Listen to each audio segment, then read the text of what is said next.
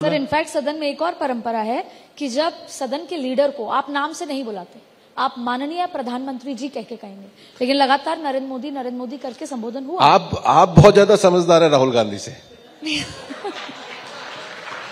आप इतना जानती है, ये मुझे अच्छा लगा।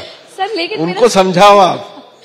सर आपसे सवाल ये है कि एक और अडवाणी जी भी कहा करते थे, जिसका जिक्र प्रधानमंत्री जी भी करते हैं, कि जो पार्लियामेंट्री अफेयर जो मिनिस्टर हैं उनको विपक्ष की तरफ बैठना चाहिए, उनको विपक्ष जैसा या उनके दोस्त बन के रहना चाहिए, जिससे कि विपक्ष को ये लगे कि हमारी कोई बात है तो वो सरकार तक पहुंच सके।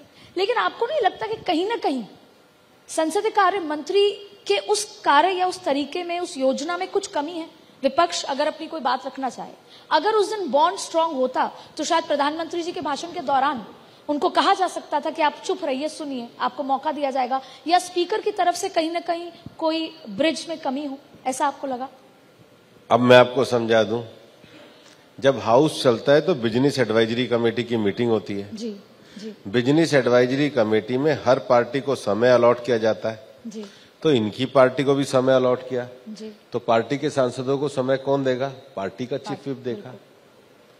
2 मणिपुर के सांसद थे, इन्होंने अपने एक को टाइम दिया, उतना टाइम स्पीकर ने बुलवा दिया। अब टाइम के अतिरिक्त टाइम हो तो ये तो इसमें वो भी क्या करेगा? स्पीकर भी और पार्लियामेंट्री अफेयर मिनिस्टर, राइट? हाँ, तो आप समझाओ, कभी कोशिश करो। बिल्कुल सर, हम उम्मीद करते हैं कि अब जब दोबारा सत्र शुरू हो बजट जैसे महत्वपूर्ण, तो बेहतर तरीके से चले, जैसे हम भी अपना काम कर पाए। नहीं, आपको ऐसा उम्मीद भी करिए, ऊपर वाले से प्रार्थना भी करिए कि शिव जी प्रदर्शन की वस्तु ना हो, जीवन में धारण करने की वस्तु हो। जी। अहिंसा का अर्थ केवल भाषण नहीं होता है, अहिंसा का अर्थ होता है कि दूसरे के द्वारा दिए गए विषय को धैर्य के साथ सुनना।